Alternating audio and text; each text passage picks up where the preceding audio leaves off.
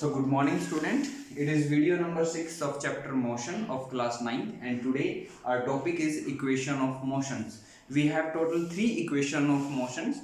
We have to derive these 3 equations. These equations are V is equal to U plus AT, which is known as first equation or velocity time equation. Second is S is equal to UT plus half AT square, which is also known as position time equation. And V square minus U square is equal to 2AS, which is also known as position velocity relation.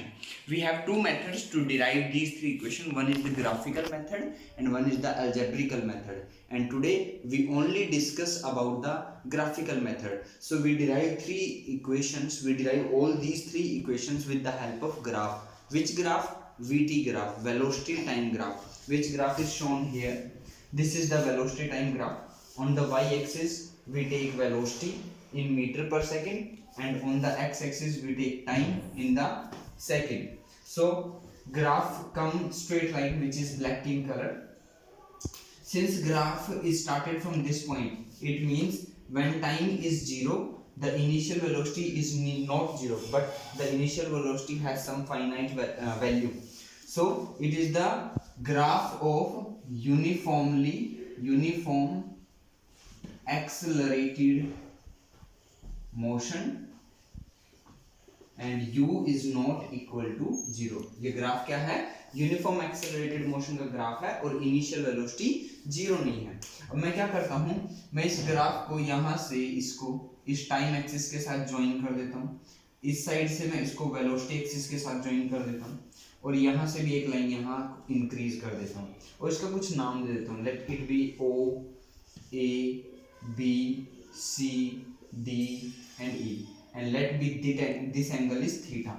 This triangle BCE is a right angle triangle because at point B there is the angle of 90 degree, which is called right angle triangle. So the side in front of the right angle triangle is known as hypotenuse. The side in front of the angle is known as perpendicular and the remaining side is known as base. From O to A, at point O time is 0 and at point A let time is t. So O to A is total time is t. From O to E the velocity is u and from O to D the velocity is v. I hope अभी diagram आपको clear होगा. Next जो हमें इन 3 equation को drive करने के लिए जो ट्रिक हमें अच्छे से लर्न होनी चाहिए वो ये है कि जब हम VT ग्राफ का एरिया निकालते हैं तो हम V और T को आपस में मल्टीप्लाई करते हैं और वेलोसिटी इनटू टाइम डिस्प्लेसमेंट हो जाता है. इट मींस अगर हम VT ग्राफ का एरिया निकालेंगे तो हमें क्या मिलेगा? डिस्प्लेसमेंट. अगर VT ग्राफ का हम स्लोप निकालते हैं तो स्लोप का मतलब होता है क्वांटिटी को आपस में डिवाइड कर देते हैं. सो वेलोसिटी अपॉन टाइम क्या बन जाता है? एक्सेलरेशन. और अगर हम XT ग्राफ का पोजीशन टाइम ग्राफ का स्लोप निकालते हैं तो वो वेलोसिटी हमें देता है. हमें सिर्फ इन दो का ही यहाँ यूज करना है. नेक्स्ट जो आपको एक बात याद रखनी है वो ये फॉर्मूला आपको नीचे लिखा हुआ नजर आ रहा होगा, PBPHHB. इसका शॉर्टकट होता है याद करने का, वो होता है पंडित बद्री प्रसाद हर हर बोले. इसका मतलब P अपॉन H की जो रेशो है वो साइन थीटा होता है, B अपॉन H वो कोस थीटा होता है, P upon B tan theta होता है. आई नो आपको ये भी समझ में नहीं आएगा, बट आप जैसे जैसे आगे प्रोसीड करोगे आपको समझ में आना स्टार्ट हो जाएगा. फिलहाल अब हम सिर्फ हमें इस रेशो से हमारा काम चल जाएगा और वो रेशो है कि परपेंडिकुलर अपॉन बेस अगर हम लेते हैं किसी राइट एंगल ट्रायंगल में परपेंडिकुलर अपॉन बेस लेते हैं तो वो टेन थीटा के इक्वल होते हैं. तो अब हम फर्स्ट इक्वेशन अपनी डिराइव करना स्टार्ट करते हैं. तो वो कैसे स्टार्ट करेंगे? हम इस ग्राफ का स्लोप निकालते हैं. क्या निकालते हैं? स्लोप. तो स्लोप जो होता है मैंने आपको बताया था प्रीवियस वीडियो में, स्लोप का मीनिंग क्या होता है? Tan theta. स्लोप का मीनिंग क्या होता है? Tan theta. और यहाँ पे टेन थीटा अगर मैं देखूँ इस ट्रायंगल के अंदर तो टेन थीटा का फॉर्मूला होगा परपेंडिकुलर अपॉन बेस. और इस ट्रायंगल में परपेंडिकुलर है BC और बेस है BE. अब ये जो BC है, ये BC ध्यान से देखो ये ED के इक्वल है और जो ये EB है ये ध्यान से देखो OA के इक्वल है. तो मैं इस BE को लिख सकता हूँ DE और इस BE को लिख सकता हूँ OA. Is it clear? और VT ग्राफ का अगर हम स्लोप निकालते हैं VT ग्राफ का अगर हम स्लोप निकालते हैं तो हमें क्या मिलता है? एक्सेलरेशन. यानी यहाँ मैं A लिख सकता हूँ, A फॉर एक्सेलरेशन. अब DE को ध्यान से देखो, मैं ग्राफ में कैसे लिखता हूँ। यहां से लेके यहां तक की डिस्टेंस DE है, यहां से लेके यहां तक की डिस्टेंस OD है। अगर मैं इस टोटल डिस्टेंस में से इस टोटल ग्राफ में से ये ग्राफ का पोर्शन माइनस कर दूं तो ये ग्राफ का पोर्शन पेंडिंग रह जाएगा। इतने पोर्शन में से अगर ये ग्राफ का पोर्शन माइनस कर दो तो ये पेंडिंग बचेगा, यानी कि मैं DE को OD माइनस OE लिख सकता हूँ। तो A इज इक्वल टू, इसको मैंने लिख दिया OD minus OE upon OA। अब इनकी वैल्यूज को पुट करते हैं, तो वैल्यूज को जब मैं पुट करूंगा so A is equal to OD देखो क्या है V, OE क्या है U, OA क्या है T। तो it become V minus U upon T by cross multiply V minus U की मल्टीप्लाई 1 के साथ हुई तो ये V माइनस U आएगा, A इंटू टी AT, और V इज इक्वल टू ये U इस साइड माइनस का था, इसको हम इक्वल से दूसरी साइड लेके जाएंगे तो ये प्लस हो जाएगा, so it become U plus AT, और ये हमारी फर्स्ट इक्वेशन आ गई V is equal to U plus AT। I know आपको ये समझ में आ गया होगा। नेक्स्ट हम सेकंड उसकी तरफ बढ़ते हैं, सेकंड इक्वेशन को ड्राइव करने के लिए।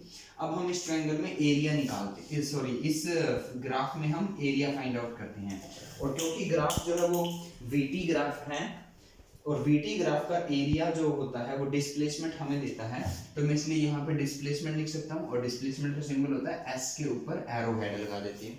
आप एरो नहीं भी लगाओ क्योंकि अभी हम मैग्नीट्यूड की बात कर रहे हैं, डायरेक्शन की बात नहीं हो रही है। अब मैं इस ट्रायंगल इस ग्राफ का जब एरिया निकालूंगा तो मैं इसके दो पार्ट कर दूंगा।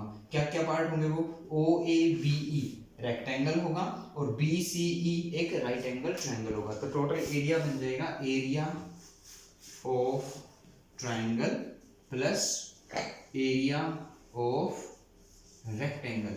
क्या किया मैंने, इसके दो पार्ट कर दिए, area of rectangle, area of triangle. अब S इज इक्वल टू, आपको ट्रायंगल का एरिया पता होगा वो क्या होता है, हाफ बेस मल्टीप्लाई हाइट, और हाइट को ही हम परपेंडिकुलर बोलते हैं, plus rectangle is equal to area of triangle is half base multiply height, और हाइट को ही परपेंडिकुलर बोलते हैं, plus area of rectangle is length multiply breadth. Next step half, इसमें बेस क्या है BE, परपेंडिकुलर क्या है, परपेंडिकुलर है BC, प्लस इस रेक्टेंगल की लेंथ क्या है OA, इस रेक्टेंगल की ब्रेड्थ क्या है AB।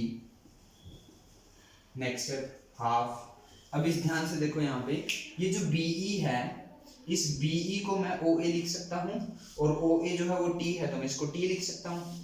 BC को ध्यान से देखो, ये रहा BC, ये BC DE के इक्वल है तो मैं इसको DE लिख सकता हूँ। तो देखिए मैंने क्या किया, इस BE की जगह तो आ गया T और BC की जगह आ गया DE, प्लस इस OA को लिख दिया T, और AB ध्यान से देखो, AB जो है वो OE के इक्वल है और OE जो है वो U है, तो ये आ गया T इंटू U, ये आ गया। इसको हम कोई ना कोई इक्वेशन बना सकते हैं, इक्वेशन फर्स्ट, इक्वेशन सेकंड। अब इसी ग्राफ में अब दोबारा से हम स्लोप निकालते हैं, और स्लोप जो मैंने बताया था आपको, स्लोप जो हमें देता है VT ग्राफ का वो एक्सेलरेशन हमें देता है, सो एक्सेलरेशन और स्लोप tan थीटा के इक्वल होता है। फिर से tan थीटा अगर निकाले तो आएगा परपेंडिकुलर अपॉन बेस, और परपेंडिकुलर जो होगा इस ट्रायंगल में ध्यान से देखो, जो परपेंडिकुलर होगा वो होगा BC अपॉन DE, और BC को ध्यान से देखो, BC बिल्कुल DE के इक्वल है, और जो BE है वो ध्यान से देखो वो OA के इक्वल है। So A is equal to, we get A is equal to DE upon T, यहाँ से DE की वैल्यू अगर मैं निकालूं तो आएगा 80। ये जो DE की वैल्यू आई है 80, इसको हम यहाँ सेकेंड इक्वेशन में पुट कर देते हैं, तो क्या लिखेंगे, put in equation second, so we get S is equal to half T, इस DE की जगह आ गया A into T, plus T into UT। अब S इज इक्वल टू, देखो ये दो टर्म अलग अलग है, यहाँ मैं प्लस के साइन को यहाँ ब्लू कलर मार्कर से बना रहा हूँ, तो ये दो टर्म प्लस में है, तो मैं चाहूँ तो इनको, इसको पहले लिख सकता हूँ, इसको बाद में लिख सकता हूँ, तो मैंने UT को पहले लिख दिया, plus half A T multiply T, T का स्क्वायर, तो ये आ गई हमारे पास सेकेंड इक्वेशन ऑफ मोशन जो आपको स्टार्टिंग में बताई गई थी। तो यहाँ तक हमारी दो इक्वेशन डिराइव हो चुके हैं। अब हम थर्ड इक्वेशन की तरफ प्रोसीड करते हैं। यही निकालिए। अभी सेकंड इक्वेशन ड्राइव करने के लिए हमने एरिया के दो पार्ट किए थे, रेक्टेंगल प्लस ट्रायंगल। बट अब की जब हम एरिया लगाएंगे तो वो लगाएंगे area of graph is equal to area of trapezium. Area of trapezium. Trapezium आप लोगों ने 8th क्लास में शेप आपने जरूर पढ़ी होगी। उसमें क्या होता है, दो पैरेलल साइड होती हैं और दोनों ऐसे आपस में ज्वाइन होती हैं और ये इनके बीच की परपेंडिकुलर डिस्टेंस होती है। इसको हाइट बोलते हैं, इसको ए और बी नाम दे देते हैं हम। ये दो साइड ए और बी आपस में पैरेलल होती है।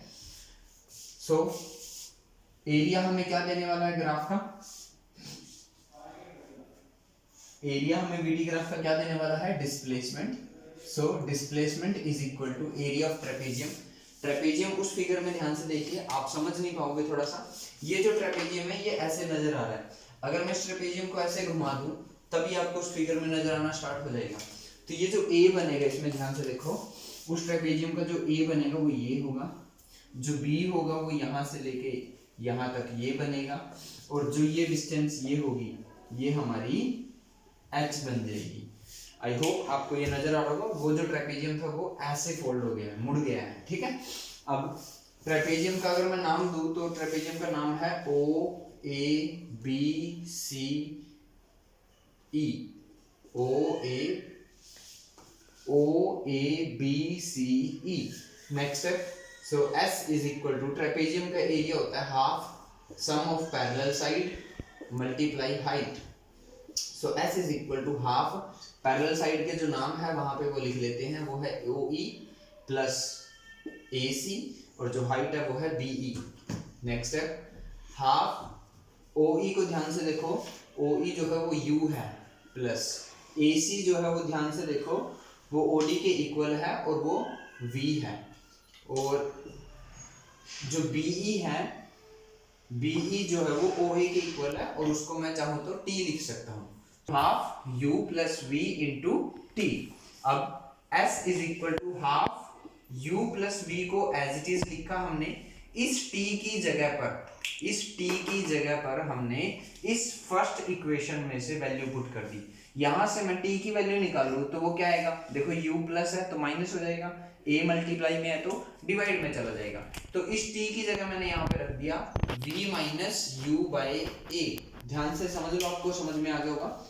देखो ये t यहाँ a की जगह चला गया, a जो है वो t की जगह आ गया, तो v minus u by a बन गया। अब ध्यान से देखो, s is equal to half, ऊपर देखो ये है u प्लस वी लिखो या v प्लस यू लिखो, बात तो एक ही है, v plus you v minus you. तो यहाँ पे एक फॉर्मूला लगेगा, तो क्या लिखेंगे हम यहाँ पे, by using a minus b का स्क्वायर, क्या है, by using formula a plus b a minus b, it become a square minus b square.